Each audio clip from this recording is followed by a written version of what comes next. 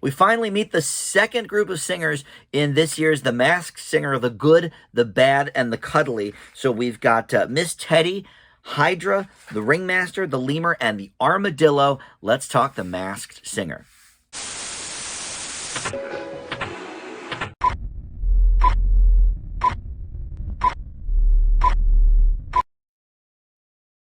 Hey guys, Dan here. This is Dan Reviews It. Welcome to my Masked Singer recap and reaction video. We are inside Season 7, and we're finally meeting some new contestants. They're doing things a little differently this season. Like every season, they mix it up somehow, and this time they're giving us 5 singers at a time and then whittling those 5 down to 1 that will go into the finals. So from Group A, it's going to be the Firefly, who I think is Tiana Taylor, who I was unfamiliar with before this season started, but you guys have convinced me of that. So this week we meet 5 new contestants. And speaking of you guys and convincing me of different things, I want to hear from you in the comments. What do you think about who is under the masks in this particular episode? Miss Teddy, the Hydra, the Ringmaster, Lemur. Well, Lemur we know. We'll find out about that. And then Armadillo, who is under those masks. I'm going to give you the clues. I'm going to give you my guess. I will give you the judges' guesses, the panel's guess, and we'll go from there and see who's right about what. This season has been very hard. I've only gotten, I believe, 1 right of the 4 so far. Joe Buck. I called him, although not that first episode. I forget who I said the first episode, but it was not Joe Buck. But it ended up being him, and so, all right, we got 1. I think I thought it was Peyton Manning that first week, but all right. So let's get started with this week's episode. Miss Teddy was first from the Cuddly team. And like they did with the first group, the first week of clue packages for these singers is their little advertisement to give us some clues about them. So Miss Teddy, we had a bed. It was called the Ted bed. And it was like rainbow-colored sheets and everything. So perhaps somebody, in the gay world. We had a Santa doll. She said she's constantly reinventing herself. We saw 2 angels having a pillow fight. She said, forget the bad side of the bed. And then we saw a laughing, crying emoji.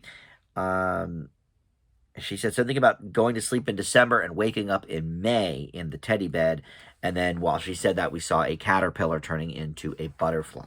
So the song she did was Tell It to My Heart by Taylor Dayne. Now, of course, Taylor Dayne was one of the contestants a couple of seasons ago. One that I called right away, week 1. But, I really don't think that they are throwing us too many professional singers this season, which I appreciate because I think it makes the guessing game a little bit harder, a little bit more fun. So the guesses from the panel ranged from sort of professional singers to more Broadway stars. So Jill Scott and Cece Peniston were mentioned by, I believe, Jenny and Robin. And then Loretta Devine was talked about as well from, I think, Nicole. And I think that's kind of where I'm leaning. Jill Scott was not a bad guess. I don't think it's Cece Peniston from The Voice.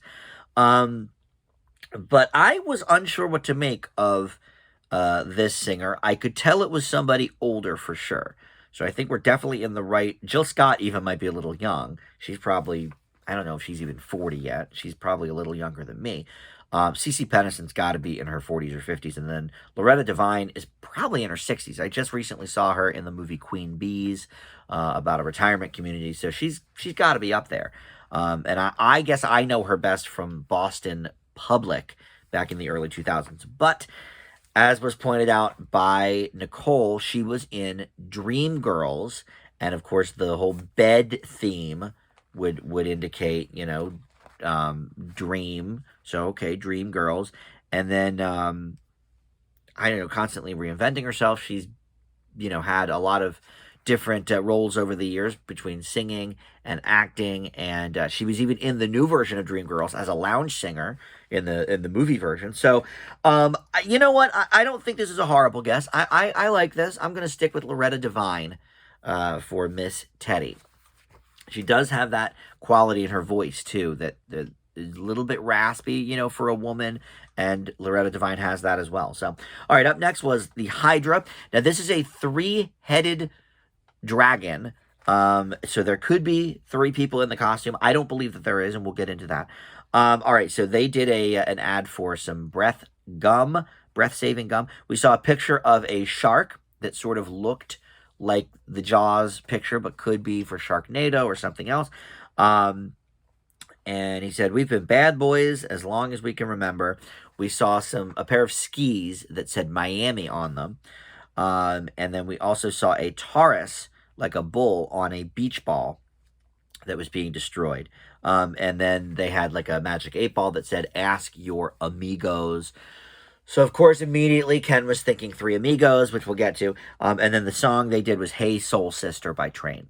So, Jenny was thinking, well, we had Kermit the Frog on the show. What if this is Statler and Waldorf, the old guys in the balcony? She didn't end up, sticking with that guess, but she did kind of throw it out there. She thought maybe because of these different clues, that it could be people from The Big Lebowski. She did a bunch of I only saw the movie once. I know it's about bowling. There wasn't really any bowling clues here, but she linked some of the clues together as she thought it could be like Jeff Bridges, John Goodman, and Steve Buscemi. First of all, if there are 3 people in that costume, it is not people that are that like big. Like Jeff Bridges is a big, broad, not that he's fat, but like he is a broad dude. And John Goodman has certainly lost weight over the years, but it's still like these are 3 big guys.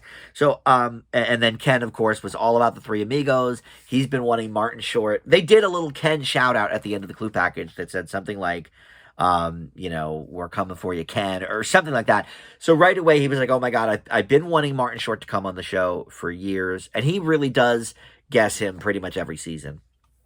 But in addition to that, he's worked with Chevy Chase on Community for 4 years. So I get where he's going with that. Vocally, I actually can see a little bit of maybe Steve Martin in there.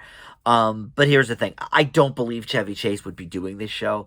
He's kind of known as a curmudgeon. That's why he ended up leaving Community. So I don't quite know if that fits either. So here's my guess, and this is mainly from one of the main voices, but I think a lot of these clues also match up. And I'll explain why in a second. I think this could be, and actually I think it is. I'm pretty confident in this guess. I think this is Penn and Teller. And so here's why. First of all, I've seen Penn and Teller live. So I met Penn, excellent man, so nice, signed autographs for everybody that wanted one. What a guy.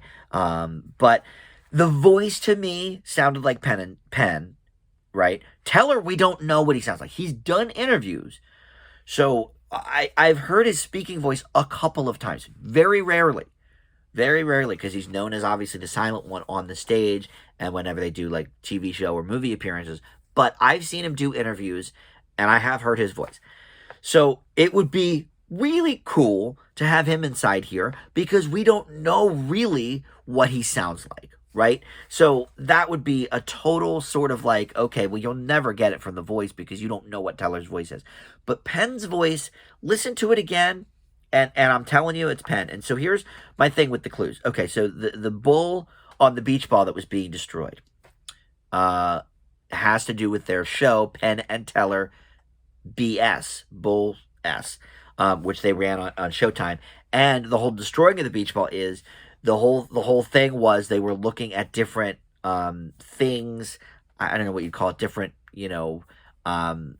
ideas like recycling or pornography or whatever, and sort of debunking some of the myths that go along with that topic. And so destroying the beach ball, destroying the topic. Also, they did guest early in their career. They guested on Miami Vice, so there could be the Miami clue. Ask your amigos. I don't know if they were in Three Amigos. I don't think they were. But I don't know where to go with that. But and the Jaws pick, Sharknado, they might have been in one of the Sharknadoes. I don't know. But I'm pretty confident this is Penn and Teller. So Hydra, I'm going with that. I don't think there's 3 people in there too. I think there's only 2. There's only room, I think, for 2. All right, so the Ringmaster is next. They were doing a cereal ad, and there was a Miley Cyrus pic on a mug. We saw a tic-tac-toe board with an X in the center. We saw a sweet Southern bottle of bourbon, a Golden State license, which is usually, I guess, California. And then she sang The Climb by Miley Cyrus. Obviously, there's another Miley connection there. And then she said before Nick talked to her, she said, "It's good to see you again, Nicole." So she has possibly worked with Nicole before. And then John Oates is a friend of hers. We saw him going into the commercial break like, "Hey, Ringmaster, you're on top of it." John Oates has been around a long time, from Hall & Oates. All right, I don't think any of these guesses are right because they're way, way, way too popular for this show. Olivia Rodrigo was the first guess. Dude, she's one of the hottest people in music right now. Come on. That would be like, I don't know. It would be like Adele doing the show. Like she's maybe not to that level, but like she's so hot right now. She's up for Grammys next week and whatever. So Kelly Clarkson was also talked about. Again, not going to do this show. And then Casey Musgraves was mentioned as well. Even she's a little too popular, I think. So looking at the clues, we're thinking with Miley, maybe some sort of Disney connection. I think I have this one figured out as well, that no one has mentioned, but I believe she was part of the X Factor. So that would be the X in the center. And I don't know, I don't think Nicole came from there because she was a Pussycat Doll, but I don't think Pussycat Dolls came from the X Factor. I think they came from, I do think they came from a show, but I feel like it was it Making the Band or something? I forget, but I don't think it was X Factor. So I don't think that's quite the Nicole connection we're looking for. But this woman has a song with Sweet Southern. I forget what the exact title of it is, but something with Sweet Southern. And so that would explain that clue. And I do believe she got her start on one of the old Disney shows. I think it might have been The Wizards of Waverly Place. But she is currently on a TV show that's been on a long time called The Goldbergs. And she's known now, I think, more for her acting as Erica Goldberg. But she had a big singing career. Big, that's in quotes, I guess. But she was a singer before The Goldberg show. And she does a lot of singing on that show. Vocally, I think it matches up. I think this is Hayley Orrantia from the Goldbergs. So that is my guess for Ringmaster. I'm pretty confident on her and Penn Teller. The other ones, I don't know, but I'm pretty confident on her. All right, so up next is the Lemur from the Cuddly team. I forgot to say what these teams are. Not like it matters, but Miss Teddy was Cuddly, Hydra was the team Bad, and Ringmaster was team Good. All right, so the Lemur team Cuddly. Now, this is the only one from this entire episode that had a preview clue. Remember, they had that preview show a week or two before the first episode of the season, and they gave us little clues for most of the people. But Lemur's the only one that got one for that preview show. A ring light was the early clue. And she was doing a makeup ad for her commercial. We saw an old telephone, like one of the rotary dial phones. We saw a sun with a pair of sunglasses on it, an acoustic guitar, a magazine that said Heart on it, H-A-R-T, and then a rock being rolled off a table. And then she said, "I love the lights, camera, and the actions." And that was in her post-interview clue, that part. She sang "I Feel the Earth Move" from, I believe, Carole King sang that originally. Great song. And so we're getting a lot of different guesses from the panel. When she first sang, the guesses ranged from Jerry Hall and Heather Locklear from Ken, because they were going over the, the clue with the rock sort of rolling off the table. Okay, somebody that was in to rock stars or, Rolling Stones, specifically with Jerry Hall. And then Jennifer Aniston was mentioned by somebody. That was obviously, I guess that was probably Ken. He had the worst picks tonight. His guesses were bad. Goldie Hawn was mentioned by, I think, Nicole. And then Melanie Griffith from Robin. And he actually made some really good points with Melanie Griffith. He said, well, she, is married to Antonio Banderas, Desperado. His acoustic guitar, was a gun. Then also she was on the cover of Rolling Stone, which would be the rolling rock off the table. And then the sunglasses on the sun. He was like, oh, well, her daughter's Dakota Johnson. Dakota Johnson was in 50 Shades of Gray, sunglasses, shades. So I think that made a lot of sense. All right, but we'll get to the armadillo in a second because Lemur actually went home. So I don't know who's under the mask yet, but the final guesses from the panel. Nicole stuck with her Goldie Hawn. Jenny went with Pamela Anderson at the end of the day here. Robin said Melanie Griffith. And then Ken had a pretty interesting one. Christie Brinkley, which makes a lot of sense because she was married to Billy Joel. There would be the rock that she's pushing off the ledge.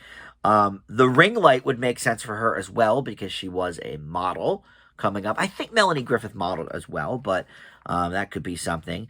And then we also saw the whole Heart magazine thing. When Robin said Melanie Griffith, Nicole connected that. Oh, she played Roxy Hart in Chicago on Broadway.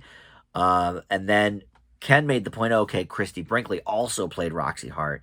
So that was his guess. So I'm sort of, and originally I thought Heather Locklear actually was a good guess because she was married to Tommy Lee, and that's a rock star, but they're divorced, so, roll the rock off the table. I get it.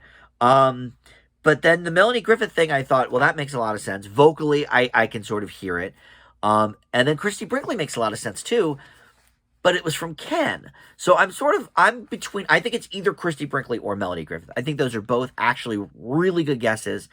But I think maybe there's more there for Melanie Griffith with the Desperado clue, and the 50 Shades of Grey, and Ken didn't say it. So I think that's usually like a good sign. So I'm going to say this is Melanie Griffith. Let's go to the tape. I think it's definitely one of the two, though. I think we've got it down with these clues here. So, all right, let's take it off, and we'll see who's under the mask. Let's see. Christie Brinkley has been on Match Game recently, so she does shows like this. Let's see. All right, they need like a third person to come over and get this head off. Come on now.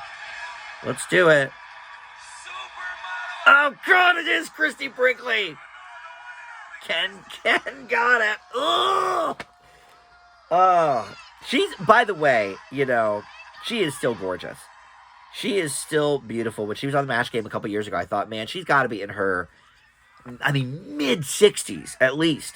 And she's still gorgeous. So good for her. All right, they'll tell us some of these clues. Ken is, like, dancing. He is just in his heaven here. Robin did say, when Ken said Christie Brinkley, Robin did say that's the best guess you've had in 7 seasons. Which I kind of agree with. So, yeah, Ken. Yeah, everyone was shouting no Ken all episode because of his horrible Jennifer Aniston guesses. But, all right. Well, we know, I guess, what most of the clues mean. I don't think there's too many. Ring light, because she was a model. Oh, he's saying what was the guitar. Okay. It's National Lamp. Oh, because it was a guitar-shaped lamp. And so she was saying National Lampoon. All right, that's kind of stupid. But all right, whatever. Look, these clues can't be too obvious, and this season they have not been, so I applaud them for that. I'm just mad Ken got it right and I didn't. I'm now 1 for 5 this season, and I had it down to 50-50. But, all right, look, Penn and Teller are going to get me back on the map. I know that. All right, Armadillo is now... I'm so mad Ken got it right. I went against it, and maybe I shouldn't have, but all right. I guess she did a National Lampoon movie early on. All right. So the Armadillo is from the Good Group. He had a black and white commercial about scrub pads, but there was a lot of things in color that I think were sort of the main clues from this. So that was a bunch of rocks, a shark helmet or hat, a beefcake they showed. They showed actually like hamburger meat inside a cake. So beefcake, of course, is like a muscular hot dude. Hot dogs on a grill they showed. A pair of sunglasses with like sparkly stars around them. Archery. And then he sang Secret Agent Man. And he said he's into scrapping and singing. And he said that's a clue. When he was talking to Nick afterwards, he made some kind of comment. He did a rhyme about it, like born in the mountains, raised in a cave, something, something, something, scrapping and singing is what I crave, or something. And he said that was a clue. So, all right, guesses from the panel, Chuck Norris, Eric Estrada. Now, I've guessed him in a previous season. I was all over the map because it was Tyrese, I think, but the clues were all over the place because we were being lied to the whole time because the panel knows him so well that they had to give us lie clues. I'm still angry about that. And then Vin Diesel was guessed as well this one by Jenny. Another one where it's like, this person's never going to do this show. Or maybe not. Maybe in 10 years, if Masked Singer still on, I could see Vin Diesel doing it. But he's not doing it right now. So this one, I'm not so sure on. I did guess Eric Estrada a while ago. I'm not positive that it's him. But I did think of something that the panel did not say because of the beefcake clue and because of the voice. This is clearly somebody who is older, and I mean like 60s or 70s old. So I did think at one point Secret Agent Man was a song at one point by William Shatner. He covered it on one of his albums, but I don't think it's him. Judging by the voice and the beefcake thing, it's all I'm really going on. I don't know if any of these other clues match up that well, but I think this could be David Hasselhoff. We've heard him sing many times. He's huge in Germany. We know that. We didn't see any German clues. Okay. Oh, but maybe those... See, sometimes I talk this out in front of the camera here and come up with something. Maybe those hot dogs were actually German sausages. Or, what do you call those? I forget. Like the big German wieners. So that could be a Germany clue, actually. It's probably not. It's probably just regular hot dogs. But why not? I'm going to go with David Hasselhoff on this. I think he is the type of celebrity that would do this show. It's not Vin Diesel. Eric Estrada's not a bad guess, though. And certainly sunglasses. He wore sunglasses in Chips on the highway as part of the highway patrol. And then, of course, Beefcake. Yes, he was a stud back in the early 80s. So Eric Estrada's not a bad guess, but I'm going to say David Hasselhoff. So, all right, well, look, this was a disappointing show because Ken got it right and I didn't, and I always hate that. But who do you think is under these masks? Where do you think I am with my guesses? I'm pretty confident on Penn and Teller. Hayley Orrantia, I think that's a decent guess. David Hasselhoff, I don't hate. Loretta Devine, I don't know. It's the best I got for now. And I thought Melanie Griffith was a solid guess, but perhaps not. Wait, I just thought of something else for Penn and Teller though. Because I'm wearing Friends socks, the TV show Friends, and Friends means amigos. Didn't Penn and Teller do a guest spot on Friends one time? I would have to look that up, but I think they did. All right, look, trust me on this one. It's Penn and Teller under the Hydra. I'm telling you. All right. That perks the end of my day up here because I'm so mad that Ken got Christie, Brinkley, and I didn't. But trust me on this Penn and Teller thing. I think I'm onto it. All right. Thanks for watching, guys, and we'll see everybody next week for another Masked Singer. Bye.